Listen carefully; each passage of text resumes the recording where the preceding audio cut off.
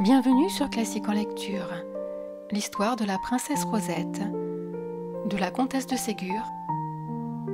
Chapitre 1. La ferme. Il y avait un roi et une reine qui avaient 3 filles. Ils aimaient beaucoup les 2 aînées, qui s'appelaient Orangine et Roussette, et qui étaient jumelles. Elles étaient belles et spirituelles, mais pas bonnes. Elles ressemblaient en cela au roi et à la reine. La plus jeune des princesses, qui avait 3 ans de moins que ses sœurs, s'appelait Rosette. Elle était aussi jolie qu'aimable, aussi bonne que belle. Elle avait pour marraine la fée puissante, ce qui donnait de la jalousie à Orangine et à Roussette, lesquelles n'avaient pas eu de fée pour marraine.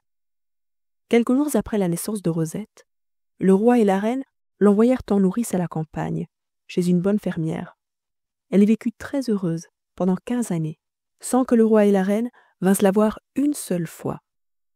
Ils envoyaient tous les ans à la fermière une petite somme d'argent pour payer la dépense de Rosette, faisaient demander de ses nouvelles, mais ne la faisaient jamais venir chez eux et ne s'occupaient pas du tout de son éducation. Rosette eût été mal élevée et ignorante si sa bonne marraine, la fée puissante, ne lui avait envoyé des maîtres et ne lui avait fourni tout ce qui lui était nécessaire. C'est ainsi que Rosette apprit à lire, à écrire, à compter, à travailler. C'est ainsi qu'elle devint très habile musicienne, qu'elle sut dessiner et parler plusieurs langues étrangères. Rosette était la plus jolie, la plus belle, la plus aimable et la plus excellente princesse du monde entier. Jamais Rosette n'avait désobéi à sa nourrice et à sa marraine. Aussi, jamais elle n'était grondée. Elle ne regrettait pas son père et sa mère, qu'elle ne connaissait pas, et elle ne désirait pas vivre ailleurs que dans la ferme où elle avait été élevée. Un jour qu'elle était assise sur un banc devant la maison, elle vit arriver un homme en habit et chapeau galonné qui, s'approchant d'elle, lui demanda s'il pouvait parler à la princesse Rosette. « Oui, sans doute, » répondit Rosette, « car c'est moi qui suis la princesse Rosette. »« Alors, princesse, » reprit l'homme en ôtant son chapeau, « veuillez recevoir cette lettre que le roi votre père m'a chargé de vous remettre. » Rosette prit la lettre, l'ouvrit et lut ce qui suit. « Rosette, vos sœurs ont 18 ans. Elles sont en âge d'être mariées. J'invite les princes et les princesses de tous les royaumes du monde à venir assister aux fêtes que je dois donner pour choisir des maris à vos sœurs. Vous avez 15 ans, vous êtes d'âge à paraître à ces fêtes. Vous pouvez venir passer 3 jours chez moi. Je vous enverrai chercher dans 8 jours. Je ne vous envoie pas d'argent pour vos toilettes, car j'ai beaucoup dépensé pour vos sœurs. D'ailleurs, personne ne vous regardera. Ainsi, habillez-vous comme vous voudrez. Le roi, votre père. » Rosette courut bien vite montrer la lettre à sa nourrice. « Es-tu contente, Rosette, d'aller à cette fête ?»« Oh oui, ma bonne nourrice, bien contente. Je m'amuserai bien. Je connaîtrai mon père, ma mère, mes sœurs, et puis je reviendrai près de toi. »« Mais, dit la nourrice en hochant la tête, quelle toilette mettras-tu, ma pauvre enfant ?»« Ma belle robe de percale blanche que je mets les jours de fête, ma bonne nourrice. »« Ma pauvre petite, cette robe, convenable pour la campagne, sera bien misérable pour une réunion de rois et de princes. »« Et qu'importe, ma bonne, mon père dit lui-même que personne ne me regardera. Cela me mettra beaucoup plus à l'aise. Je verrai tout et personne ne me verra. » La nourrice soupira, ne répondit rien, et se mit à raccommoder, à blanchir et à repasser la robe de Rosette. La veille du jour où l'on devait venir la chercher, elle l'appela et lui dit « Voici, ma chère enfant, ta toilette pour les fêtes du roi. Ménage bien ta robe, car tu n'en as pas d'autre, et je ne serai pas là pour la blanchir ou la repasser. »« Merci, ma bonne nourrice. Sois tranquille, j'y ferai bien attention. » La nourrice réunit dans une petite caisse la robe, un jupon blanc, des bas de coton, des souliers de peau noire et un petit bouquet de fleurs que Rosette devait mettre dans ses cheveux. Au moment où elle allait fermer la caisse, la fenêtre s'ouvrit violemment et la fée puissante entra. « Tu vas donc à la cour du roi ton père, ma chère Roussette ?» dit la fée.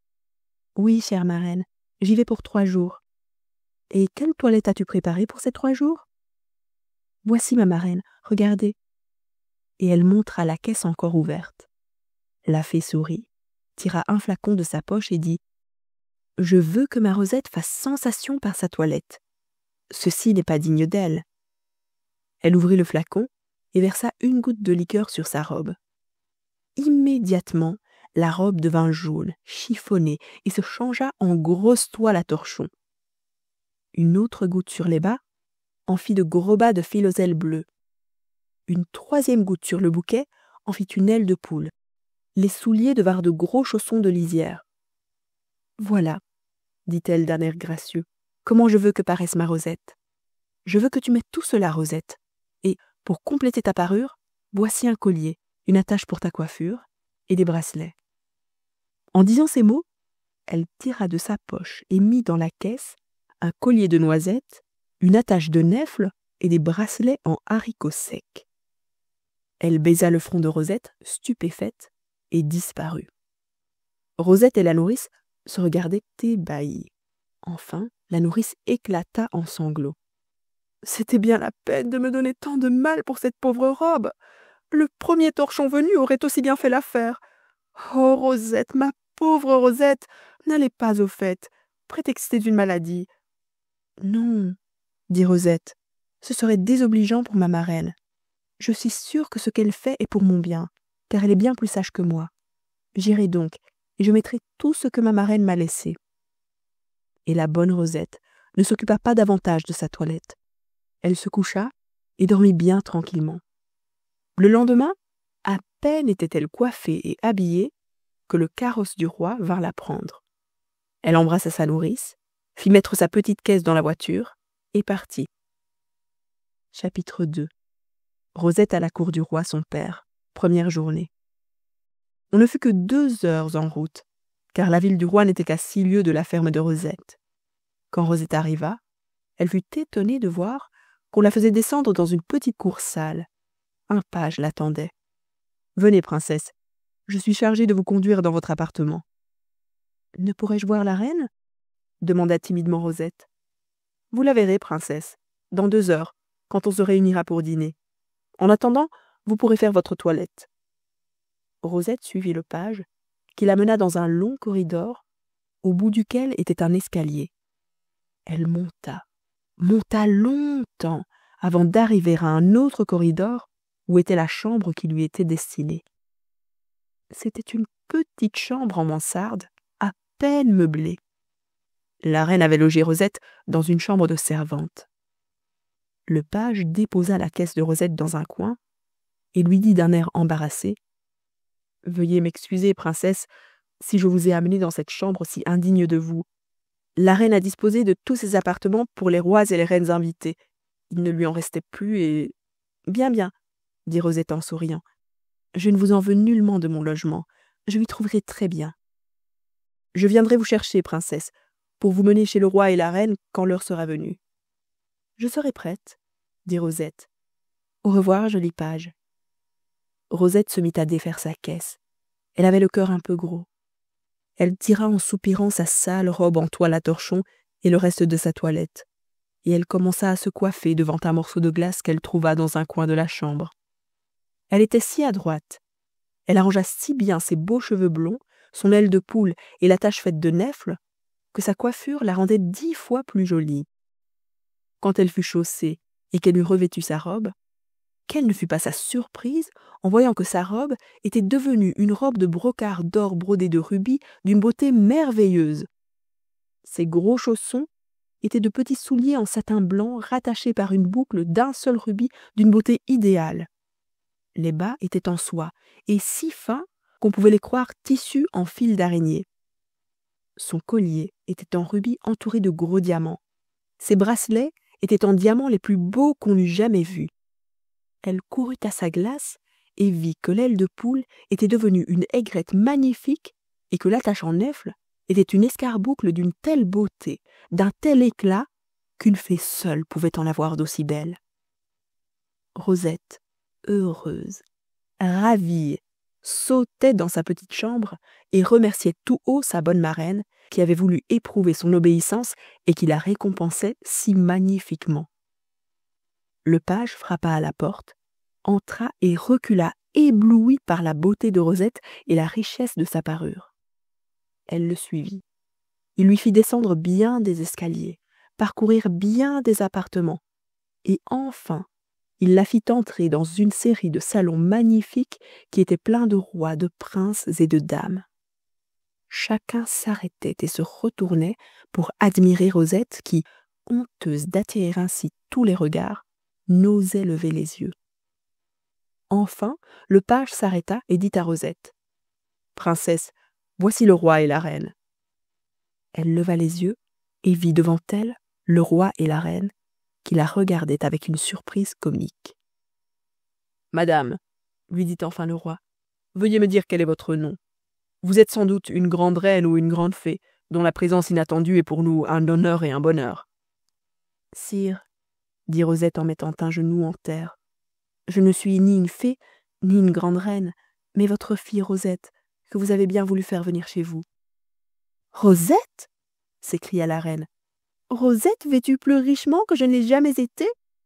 Et qui donc, mademoiselle, vous a donné toutes ces belles choses? »« C'est ma marraine, madame. » Et elle ajouta: « Permettez-moi, madame, de vous baiser la main, et faites-moi connaître mes sœurs. » La reine lui présenta sèchement sa main.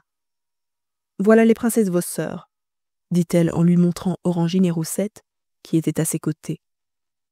La pauvre Rosette, attristée par l'accueil froid de son père et de sa mère, se retourna vers ses sœurs et voulut les embrasser.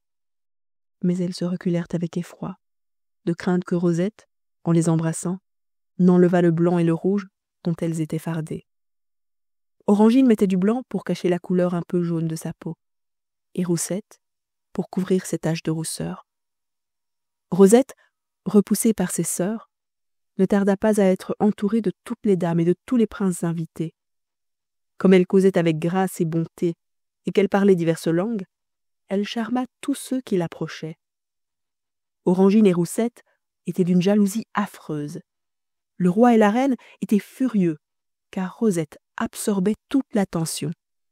Personne ne s'occupait de ses sœurs.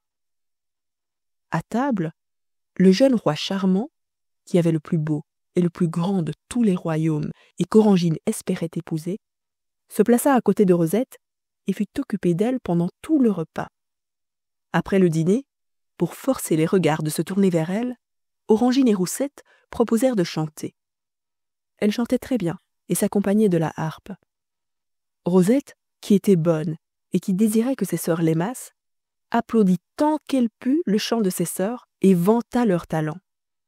Orangine, au lieu d'être touchée de ce généreux sentiment, espéra jouir un mauvais tour à Rosette en l'engageant à chanter à son tour. Rosette s'en défendit modestement. Ses sœurs, qui pensèrent qu'elle ne savait pas chanter, insistèrent vivement. La reine elle-même, désirant humilier la pauvre Rosette, se joignit à Orangine et à Roussette et lui ordonna de chanter. Rosette fit un salut à la reine. « J'obéis, » dit-elle. Elle prit la harpe. La grâce de son maintien étonna ses sœurs. Quand elle commença à préluder sur la harpe, elles auraient bien voulu l'arrêter, car elles virent que le talent de Rosette était bien supérieur au leur. Mais quand elle chanta, de sa voix belle et mélodieuse, une romance composée par elle sur le bonheur d'être bonne et d'être aimée de sa famille, il y eut un tel frémissement d'admiration, un enthousiasme si général, que ses sœurs faillirent s'évanouir de dépit. Le roi charmant semblait transporté d'admiration. Il s'approcha de Rosette, les yeux mouillés de larmes, et lui dit: « Charmante et aimable princesse, jamais une voix plus douce n'a frappé mes oreilles. Je serais heureux de vous entendre encore. » Rosette, qui s'était aperçue de la jalousie de ses sœurs, s'excusa en disant qu'elle était fatiguée. Mais le roi charmant, qui avait de l'esprit et de la pénétration, devina le vrai motif du refus de Rosette et l'en admira davantage. La reine, irritée des succès de Rosette, termina de bonne heure la soirée. Chacun rentra chez soi. Rosette se déshabilla. Elle ôta sa robe et le reste de sa parure, et mit le tout dans une magnifique caisse en ébène qui se trouva dans sa chambre sans qu'elle sût comment. Elle retrouva dans sa caisse de bois la robe en torchon, l'aile de poule, les noisettes, les nèfles, les haricots, les chaussons et les bas bleus. Elle ne s'en inquiéta plus, certaine que sa marraine viendrait à son secours. Elle s'attrista un peu de la froideur de ses parents, de la jalousie de ses sœurs. Mais, comme elle les connaissait bien peu, cette impression pénible fut effacée par le souvenir du roi charmant, qui paraissait si bon, et qui avait été si aimable pour elle. Elle s'endormit promptement et s'éveilla tard le lendemain. Chapitre 3. Conseil de famille. Pendant que Rosette n'était occupée que de pensées riantes et bienveillantes, le roi, la reine et les princesses Orangine et Roussette étouffaient de colère. Ils s'étaient réunis tous quatre chez la reine. « C'est affreux, disaient les princesses, d'avoir fait venir cette odieuse Rosette, qui a des parures éblouissantes, qui se fait regarder et admirer par tous les nigauds de rois et de princes. Est-ce donc pour nous humilier, mon père, que vous l'avez appelée ?»« Je vous jure, mes belles, répondit le roi, que c'est par ordre de la fée puissante que je lui ai écrit de venir. D'ailleurs, j'ignorais qu'elle fût si belle et que... »« Si belle ?» interrompirent les princesses. « Où voyez-vous qu'elle soit belle? Elle est laide et bête. C'est sa toilette qui l'a fait admirer. Pourquoi ne nous avez-vous pas donné vos plus belles pierreries et vos plus belles étoffes? Nous avons l'air de souillons près de cette orgueilleuse. »« Et où aurais-je pris des pierreries de cette beauté? Je n'en ai pas qui puissent leur être comparées. C'est sa marraine, la fée, qui lui a prêté les siennes. »« Pourquoi aussi avoir appelé une fée pour être marraine de Rosette, tandis que nous n'avions eu que des reines pour marraine? »« Ce n'est pas votre père qui l'a appelée, reprit la reine. C'est bien la fée elle-même qui, sans être appelée, nous apparut et nous signifia qu'elle voulait être marraine de Rosette. »« Il ne s'agit pas de se quereller, dit le roi, mais de trouver un moyen pour nous débarrasser de Rosette et empêcher le roi charmant de la revoir. »« Rien de plus facile, dit la reine. Je la ferai dépouiller demain de ses bijoux et de ses belles robes. Je la ferai emmener par mes gens et on la ramènera à sa ferme, d'où elle ne sortira plus jamais. » À peine la reine eut-elle achevé ces mots que la fée puissante parut, l'air menaçant et irrité. « Si vous touchez à Rosette, dit-elle d'une voix tonnante, si vous ne la gardez ici, si vous ne la faites assister à toutes les fêtes, vous ressentirez les effets de ma colère. Vous, roi indigne, vous, reine sans cœur, vous serez changés en crapauds. Et vous, filles et sœurs détestables, vous deviendrez des vipères. Osez maintenant toucher à Rosette. » En disant ces paroles, elle disparut. Le roi, la reine et les princesses, terrifiés, se séparèrent sans oser prononcer une parole, mais la rage dans le cœur. Les princesses dormirent peu, et furent encore plus furieuses le lendemain quand elles virent leurs yeux battus, leurs traits contractés par la méchanceté. Elles eurent beau mettre du rouge, du blanc, battre leurs femmes, elles n'en furent pas plus jolies. Le roi et la reine se désolaient autant que les princesses et ne voyaient pas de remède à leur chagrin. Chapitre 4. Seconde journée. Une grosse servante apporta à Rosette du pain et du lait et lui offrit ses services pour l'habiller. Rosette, qui ne se souciait pas que la grosse servante vît la métamorphose de sa toilette, la remercia et dit qu'elle avait l'habitude de s'habiller et de se coiffer seule. Elle commença sa toilette. Quand elle se fut bien lavée, bien peignée, elle se coiffa et voulut mettre dans ses cheveux la superbe escarboucle de la veille. Mais elle vit avec surprise que le coffre d'ébène avait disparu. À sa place était la petite caisse de bois avec un papier dessus. Elle le prit et lut. « Vos effets sont chez vous, Rosette. Revêtez comme hier les vêtements que vous avez apportés de la ferme. » Rosette n'hésita pas, certaine que sa marraine viendrait à son secours. Elle arrangea son aile de poule d'une manière différente de la veille, ainsi que l'attache en nèfles, mit sa robe, sa chaussure, son collier et ses bracelets. Ensuite, elle alla se poser devant la glace.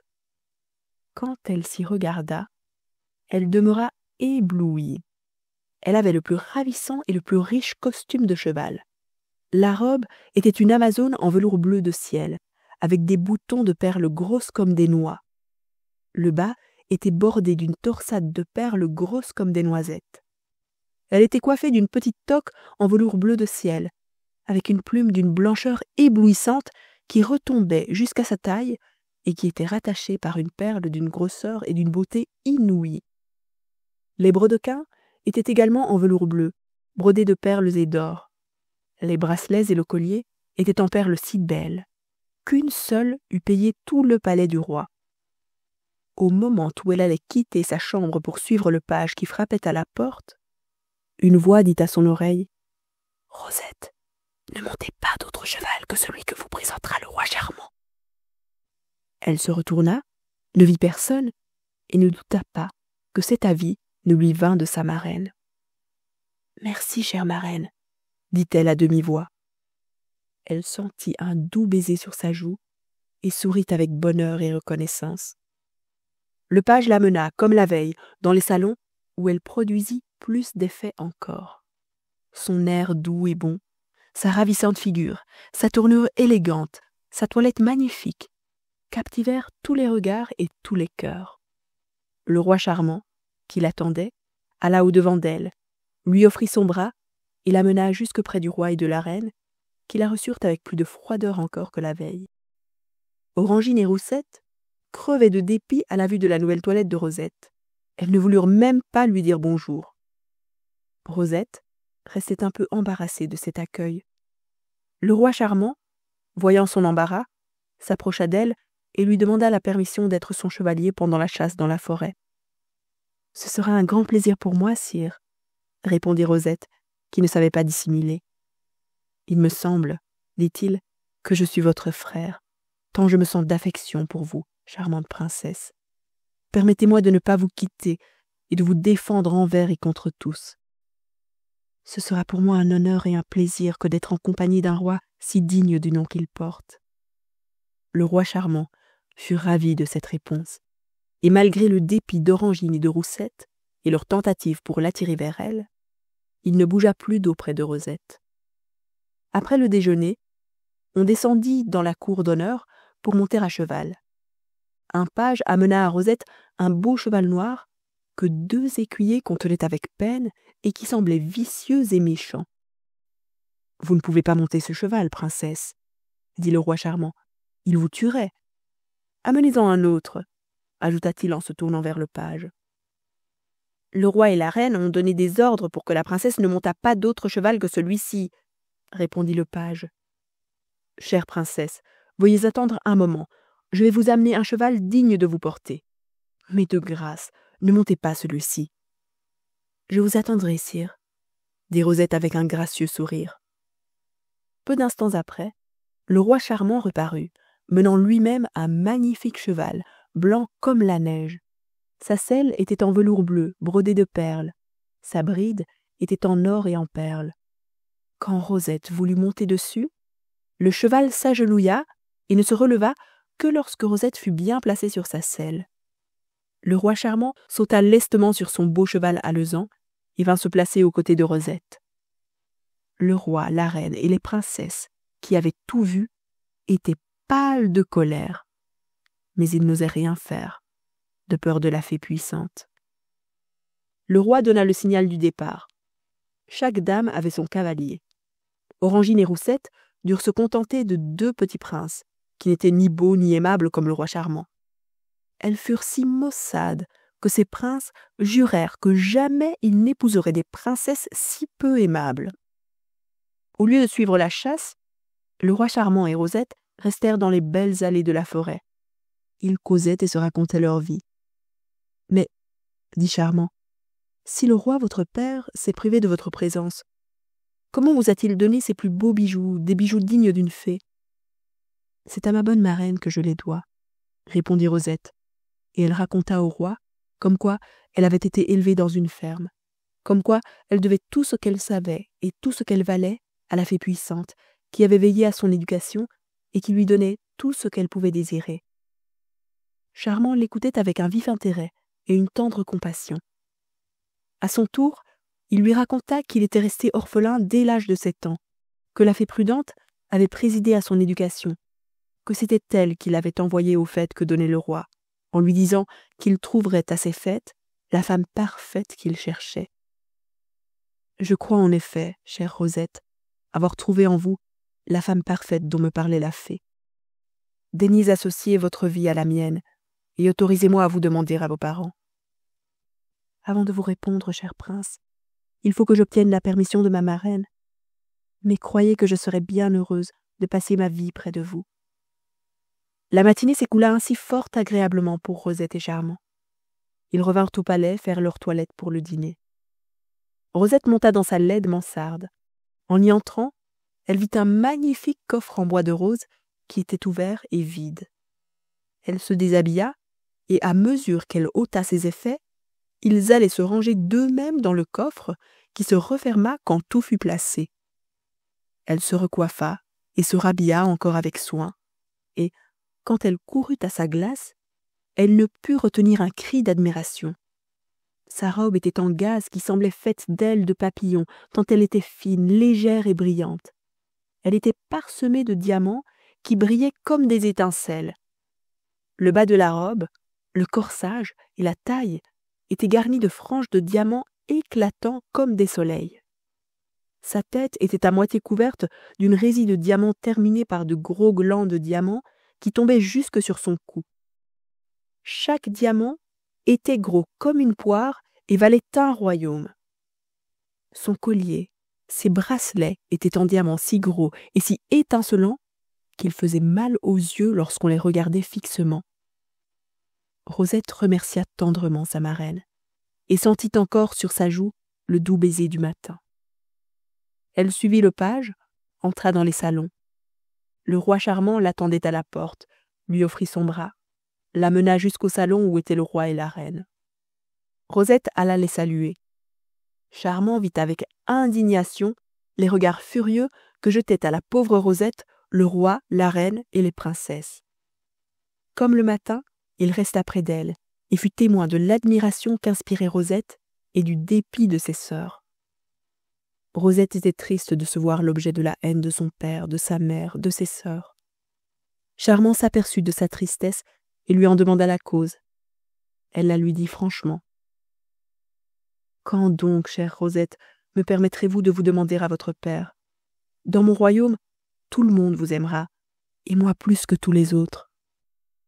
Demain, cher prince, je vous transmettrai la réponse de ma marraine, que j'interrogerai à ce sujet. » On alla dîner. Charmant se plaça près de Rosette, qui causa de la manière la plus agréable. Après dîner, le roi donna des ordres pour que le bal commençât. Orangine et Roussette, qui prenaient des leçons de danse depuis 10 ans, dansèrent très bien, mais sans grâce. Elles savaient que Rosette n'avait jamais eu occasion de danser, de sorte qu'elles annoncèrent d'un air moqueur que c'était au tour de Rosette. La modeste Rosette s'en défendit vivement, parce qu'il lui répugnait de se montrer en public et d'attirer les regards. Mais plus elle se défendait, et plus les envieuses sœurs insistaient, espérant qu'elle allait enfin avoir l'humiliation d'un échec. La reine mit fin au débat, en commandant impérieusement à Rosette d'exécuter la danse de ses sœurs. Rosette se mit en devoir d'obéir à la reine. Charmant, voyant son embarras, lui dit « Je serai votre cavalier, chère Rosette. Quand vous ne saurez pas un pas, laissez-moi l'exécuter seul. »« Merci, cher prince. Je reconnais là votre bonté. Je vous accepte avec joie pour cavalier, et j'espère que je ne vous ferai pas rougir. » Rosette et Charmant commencèrent. Jamais on n'avait vu une danse plus gracieuse, plus vive, plus légère. Chacun les regardait avec une admiration croissante. C'était tellement supérieur à la danse d'Orangine et de Roussette que celles-ci, ne pouvant plus contenir leur fureur, voulurent s'élancer sur Rosette pour la souffleter et lui arracher ses diamants. Le roi et la reine, qui ne les perdaient pas de vue et qui devinèrent leurs intentions, les arrêtèrent et leur dirent à l'oreille « Prenez garde à la fée puissante. Patience, demain sera le dernier jour. » Quand la danse fut terminée, les applaudissements éclatèrent de toutes parts, et chacun demanda avec instance à Rosette et Charmant de recommencer. Comme ils n'étaient pas fatigués, ils ne voulurent pas se faire prier, et exécutèrent une danse nouvelle, plus gracieuse et plus légère encore que la précédente. Pour le coup, Orangine et Roussette n'y tinrent plus. La colère les suffoquait. Elles s'évanouirent. On les emporta sans connaissance. Leurs visages étaient tellement enlaidis par la colère et l'envie qu'elles n'étaient plus jolies du tout. Personne ne les plaignait parce que tout le monde voyait leur jalousie et leur méchanceté. Les applaudissements et l'enthousiasme pour Rosette devinrent si bruyants que, pour s'y soustraire, elle se réfugia dans le jardin où Charmant la suivit. Ils se promenèrent le reste de la soirée et s'entretinrent de leurs projets d'avenir, si la fée puissante permettait à Rosette d'unir sa vie à celle de Charmant. Les diamants de Rosette brillaient d'un tel éclat que les allées où il marchait, les bosquets où il s'asseyait, semblaient éclairés par 1000 étoiles. Il fallut enfin se séparer. « À demain, » dit Charmant. « J'espère demain pouvoir dire à toujours. » Rosette monta dans sa chambre. Quand elle fut déshabillée, sa riche parure alla se ranger dans un coffre plus beau que les précédents. Il était en ivoire sculpté, garni de clous en turquoise. Quand Rosette fut déshabillée et couchée, elle éteignit sa bougie et dit à mi-voix : « Ma chère, ma bonne marraine, que dois-je répondre demain au roi Charmant ? Dites ma réponse, chère marraine, quoi que vous m'ordonniez, je vous obéirai. » « Dites oui, ma chère Rosette, » répondit la voix douce de la fée. « C'est moi qui ai arrangé ce mariage. C'est pour vous faire connaître le roi Charmant que j'ai forcé votre père à vous faire assister à ses fêtes. » Rosette remercia la bonne fée et s'endormit, après avoir senti sur ses 2 joues le baiser maternel de sa protectrice. Chapitre 5. 3e et dernière journée. Pendant que Rosette dormait paisiblement, le roi, la reine, Orangine et Roussette rugissaient de colère, se querellaient, s'accusaient réciproquement des succès de Rosette et de leur propre humiliation. Un dernier espoir leur restait. Le lendemain devait avoir lieu une course en char. Chaque char, attelé de 2 chevaux, devait être conduit par une dame. On résolut de donner à Rosette un char très élevé et versant, attelé de 2 jeunes chevaux fougueux et non dressés. « Le roi Charmant n'aura pas, » dit la reine, « un char et des chevaux de rechange comme le cheval de selle de ce matin. Il lui était facile de prendre un des siens, mais il ne pourra pas trouver un char tout attelé. » La consolante pensée que Rosette pouvait être tuée ou grièvement blessée et défigurée le lendemain ramena la paix entre ces 4 méchantes personnes.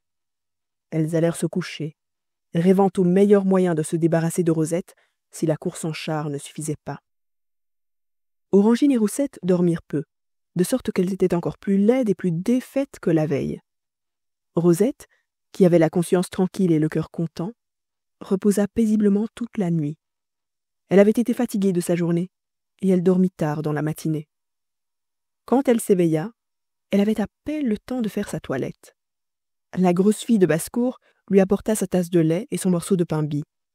C'étaient les ordres de la reine, qui voulait qu'elle fût traitée comme une servante. Rosette n'était pas difficile.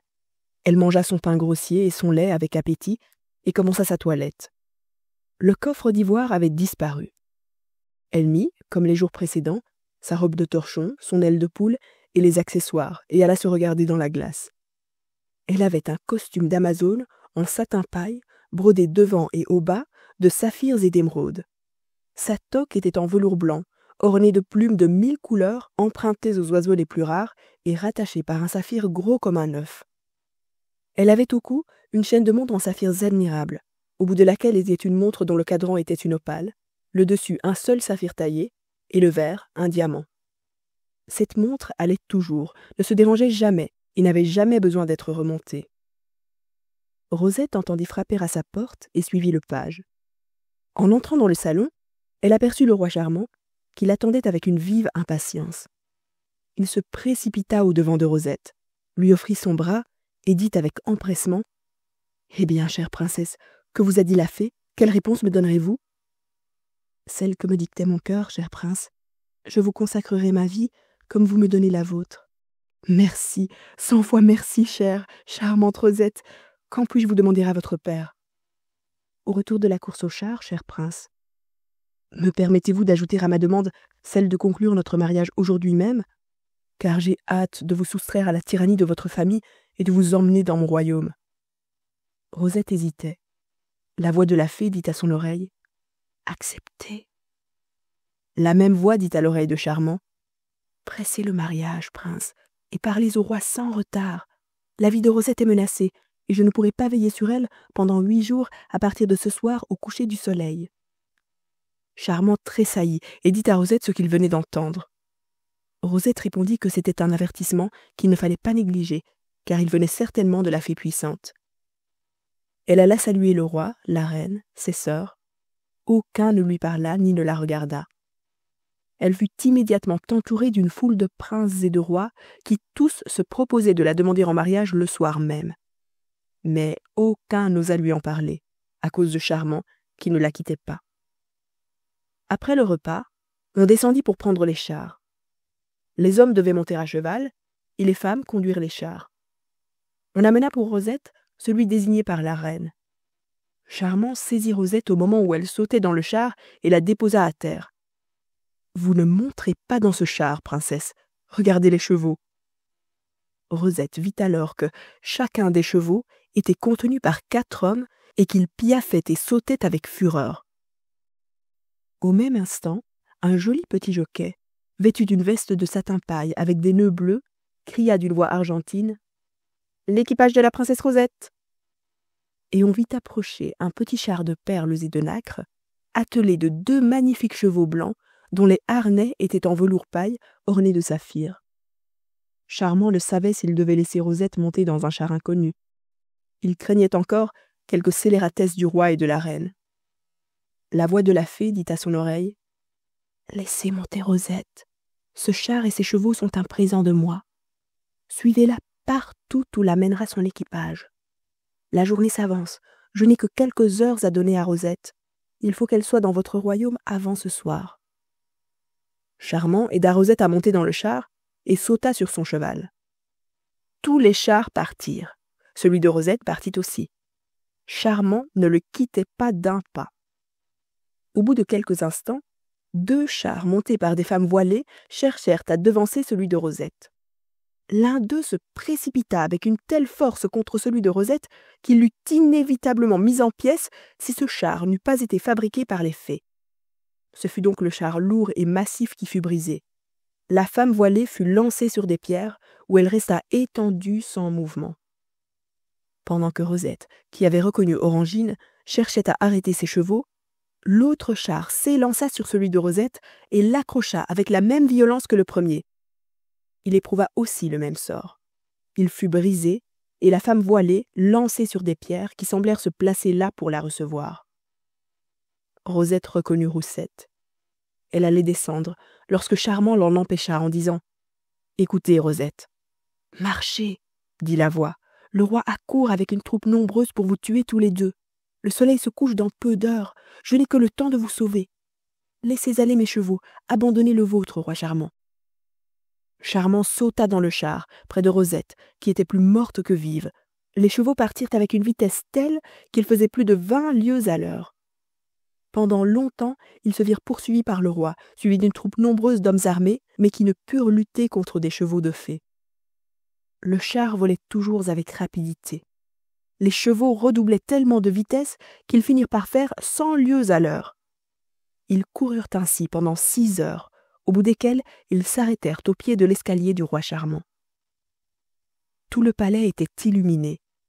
Toute la cour, en habit de fête, attendait le roi au bas du perron. Le roi et Rosette, surpris, ne savaient comment s'expliquer cette réception inattendue. À peine Charmant eut-il aidé Rosette à descendre du char, qu'ils virent devant eux la fée puissante qui lui dit « Soyez les bienvenus dans vos états, roi Charmant. Suivez-moi. Tout est préparé pour votre mariage. Menez Rosette dans son appartement pour qu'elle change de toilette, pendant que je vous expliquerai ce que vous ne pouvez comprendre dans les événements de cette journée. J'ai encore 1 heure à moi. » La fée et Charmant menèrent Rosette dans un appartement orné et meublé avec le goût le plus exquis. Elle y trouva des femmes pour la servir. « Je viendrai vous chercher dans peu, chère Rosette, » dit la fée, « car mes instants sont comptés. » Elle sortit avec Charmant et lui dit « La haine du roi et de la reine contre Rosette était devenue si violente qu'ils étaient résolus à braver ma vengeance et à se défaire de Rosette. Voyant que leur ruse de la course en char n'avait pas réussi, puisque j'ai substitué mes chevaux à ceux qui devaient tuer Rosette, ils résolurent d'employer la force. Le roi s'entoura d'une troupe de brigands qui lui jurèrent tous une aveugle obéissance. Ils coururent sur vos traces, et comme le roi voyait votre amour pour Rosette et qu'il prévoyait que vous la défendriez jusqu'à la mort, il résolut de vous sacrifier aussi à sa haine. Orangine et Roussette, qui ignoraient ce dernier projet du roi, tentèrent de faire mourir Rosette par le moyen que vous avez vu, en brisant son char, petit et léger, avec les leurs, pesants et massifs. Je viens de les punir tous comme ils le méritent. Orangine et Roussette ont eu la figure tellement meurtrie par les pierres qu'elles sont devenues affreuses. Je les ai fait revenir de leur évanouissement. J'ai guéri leurs blessures, mais en laissant les hideuses cicatrices qui les défigurent. J'ai changé leurs riches costumes en ceux de pauvres paysannes, et je les ai mariées sur le champ à 2 palefreniers brutaux qui ont mission de les battre et maltraiter jusqu'à ce que leur cœur soit changé, ce qui n'arrivera sans doute jamais.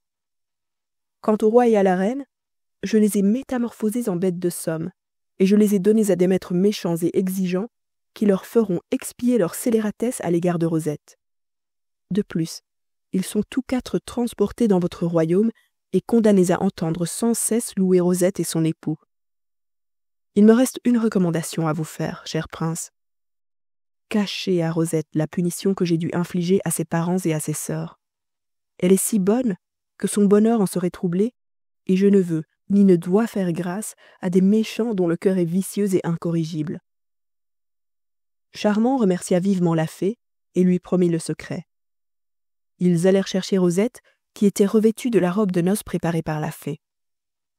C'était un tissu de gaze d'or brillante, brodé de plusieurs guirlandes de fleurs et d'oiseaux en pierreries de toutes couleurs, d'une admirable beauté. Les pierreries qui formaient les oiseaux étaient disposées de manière à produire, au moindre mouvement que faisait Rosette, un gazouillement plus doux que la musique la plus mélodieuse. Rosette était coiffée d'une couronne de fleurs en pierreries plus belles encore que celles de la robe. Son cou et ses bras étaient entourés d'escarboucles qui brillaient comme des soleils. Charmant resta ébloui de la beauté de Rosette. La fée le tira de son extase en lui disant « Vite, vite, marchons, je n'ai plus qu'une demi-heure, après laquelle je dois me rendre près de la reine des fées, où je perds toute ma puissance pendant 8 jours. Nous sommes toutes soumises à cette loi dont rien ne peut nous affranchir. » Charmant présenta la main à Rosette. La fée les précédait. Ils marchèrent vers la chapelle, qui était splendidement éclairée. Charmant et Rosette reçurent la bénédiction nuptiale. En rentrant dans les salons, ils s'aperçurent que la fée avait disparu. Comme ils étaient sûrs de la revoir dans 8 jours, ils ne s'en affligèrent pas. Le roi présenta la nouvelle reine à toute sa cour. Tout le monde la trouva aussi charmante, aussi bonne que le roi, et chacun se sentit disposé à l'aimer comme on aimait le roi. Par une attention très aimable, la fée avait transporté dans le royaume de Charmant la ferme où avait été élevée Rosette et tous ses habitants. Cette ferme se trouva placée au bout du parc, de sorte que Rosette pouvait tous les jours, en se promenant, aller voir sa nourrice. La fée avait eu soin aussi de transporter dans le palais de Rosette les coffres qui contenaient les riches toilettes des fêtes auxquelles Rosette avait assisté. Rosette et Charmant furent heureux. Ils s'aimèrent toujours tendrement. Rosette ne connut jamais la terrible punition de son père, de sa mère, de ses sœurs.